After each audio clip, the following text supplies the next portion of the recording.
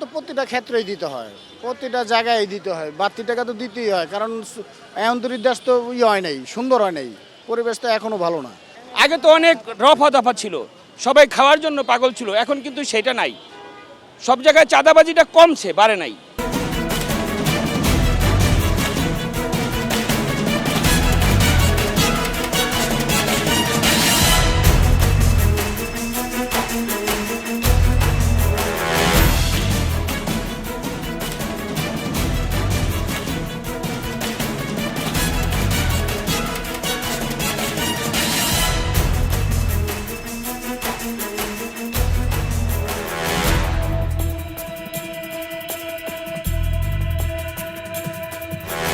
দর্শক শুভেচ্ছা, ২১শে টেলিভিশনের নিয়মিত আয়োজন জনতার কথা অনুষ্ঠানে আপনাদের স্বাগত জানাই। আমি আসিফ সুমিত। আপনারা জানেন সমসাময়িক ইস্যুতে সাধারণ মানুষের মতামত তুলে ধরতে আমাদের এই আয়োজন। আমাদের প্রত্যাশা দেশের শক্তিশালী গণতন্ত্র, আমরা চাই সরকারকে সহায়তা করতে।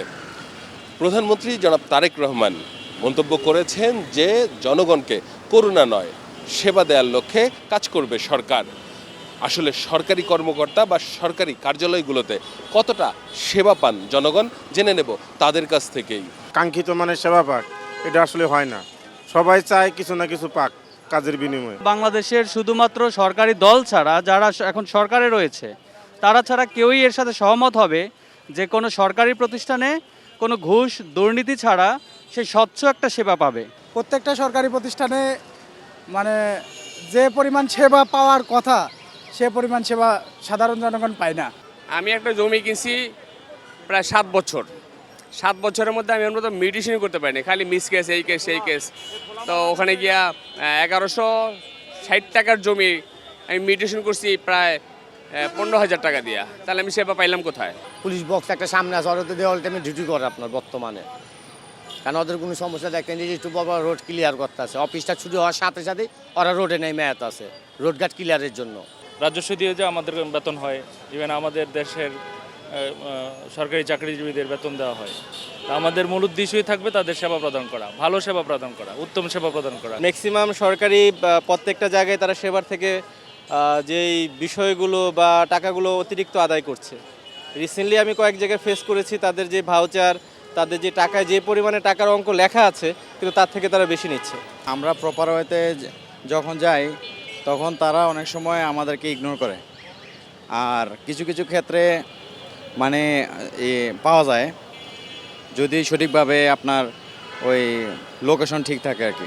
ভূমিতে বেশি সমস্যা, কারণ আমার জীবনে ভূমিতেই বেশি যাওয়া হয়েছে, তো আমি বেশি হেনস্থ শিকার হয়েছি ভূমিতেই। প্রাইভেট অফিসে যেমন গেলে আন্তরিকতার সাথে নেয়, গভর্নমেন্ট অফিস ওইভাবে আন্তরিকতার সাথে নেয় না। আমরা যেভাবে আশা করি আসলে ওইভাবে আমরা পাই না, কিন্তু বেসরকারিতে আমরা যেভাবে আশাটা করি সেভাবে পাই, কিন্তু সরকারিতে আমরা সেভাবে পাই না। সরাসরি কাজ করতে গেলে একটু সময় লাগে, আর যদি দালাল ধরে কাজ করা হয় তাহলে সহজে হয়ে যায়। এটা তো প্রতিটা ক্ষেত্রেই দিতে হয়, প্রতিটা জায়গায় দিতে হয়, বাড়তি টাকা তো দিতেই হয়, কারণ এমনতরির দেশ তো হয় নাই, সুন্দর হয় নাই, পরিবেশ তো এখনো ভালো না। আগে তো অনেক রফা দফা ছিল, সবাই খাওয়ার জন্য পাগল ছিল, এখন কিন্তু সেটা নাই। সব জায়গায় চাঁদাবাজিটা কমছে, বাড়ে নাই। বর্তমানে মোটামুটি ভালো পাইতে আছি, সমস্যা নাই। ঠিক আছে, যে কোনো প্রতিষ্ঠানে যাই ইনশাল্লাহ আল্লাহর রহমতে পাইতে আছি সুযোগ সুবিধা ভালো। এখন আগের মতো দুর্নীতি নাই। আগে যেরকম গেলে মনে করেন ওই যে ডলার ভাঙালে লোক পিছে থাকতো, সেই ধরনের মনে করেন কোনো কিছু নেই। এখন মানুষ স্বাভাবিকভাবে যাইতে পারে, আসতে পারে। জনগণ যারা সাধারণ লোক আসে সেবার জন্য, এদের সেবা দেওয়ার জন্য ওই রকম মন মানসিকতা থাকতে হইব, আর থাকলে যারা সরকারি চাকরি করে এরা দিতে পারে। ডে বাই ডে এটা ইমপ্রুভমেন্ট হবে, আমরা নতুন সরকারের কাছে এটাই প্রত্যাশা করতেছি। আমরা আশা করছি যে আগামীতে জনগণ সব অফিসে সেবা পাবে। বিদ্যুৎ অফিসে যাবেন, তারপরে আপনি ওই যে ভূমি অফিসে যাবেন, কোথাও যায় কোনো সুযোগ সুবিধা ঠিকমতো পাওয়া যায় না, সেবা পাওয়া যায় না। নর্মালি পাওয়াটা ডিফিকাল্ট হয়, পাওয়া যায়, পাওয়া যাবে না তাহলে তো চলতেছে কীভাবে? অবশ্যই চলতেছে, বাট একটু জটিল আর কি, আরও ইজি হওয়া দরকার। কোন অফিসে যাচ্ছেন, কি পারপাস, তার উপরে নির্ভর করে। আর এখন বর্তমানে নতুন সরকার, এখন কিছুটা পরিবর্তন তো হয়েছেই। যে কোনো সরকারি কাজের দীর্ঘতি বসায় রাখে। যেমন আমি একটা সোনালী ব্যাংকে একটা অ্যাকাউন্ট করতে গেছি, এই বিদ্যুৎ ভবনের ওইখানে অফিসার ছিল একজন, আমাকে বলছে পরে আসেন, অথচ উনি চাইলে আমাকে অ্যাকাউন্টটা খুলে দিতে পারতো। আমি দেখছি অনেকক্ষণ হবে বিদায় আমি চলে আসছি, যেটা আমি প্রাইভেট ব্যাংকে গেলে সহজে পেয়ে যাই। অনেক ধন্যবাদ আপনাকে। দর্শক, আপনারা শুনছিলেন সাধারণ মানুষের প্রতিক্রিয়া। সাধারণ মানুষ কিন্তু তাদের ভাবনাগুলো অসাধারণ, তাদের চিন্তা অনেক সূক্ষ্ম ও গভীর। দর্শক, জনতার কথা দেখতে প্রতি শনি, রবি, মঙ্গল এবং বুধবার চোখ রাখুন ২১শে টেলিভিশনে। সঙ্গে থাকবো আমি আসিফ সুমিত।